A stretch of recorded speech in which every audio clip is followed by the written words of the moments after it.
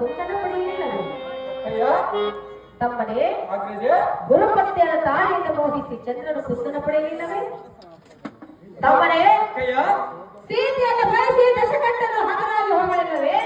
ಹಾ ಅದರಂತೆ ಇವಳನ್ನ ಬಯಸಿ ನೀನು ಹಾಳಾಗಬೇಡ. ಅಕ್ಕ ಅಕ್ಕಯ್ಯನ ಮಾತನ್ನು ಕೇಳು, ಎಲ್ಲ ಮಾತು ನೀನು ಮೀರಬೇಡ. ಸೀತೆಯನ್ನು ಬಯಸಿ ರಾವಣನು ಕೆಟ್ಟ ಮಂದಿ ಹೌದು ಅಕ್ಕ ಗೋರ ಎಣ್ಣದಲ್ಲಿ ನಾನು ಬಟ್ಟೆಯನ್ನು ಉಟ್ಟು ಗಿಡದ ತಪ್ಪಲದ ಆಶೆಯನ್ನು ಮಾಡಿ ಮಲಗಿರುವ ಸೀತೆಯನ್ನು ಕಂಡು ಪರಮ ಭಕ್ತನಾದ ರಾವಣನು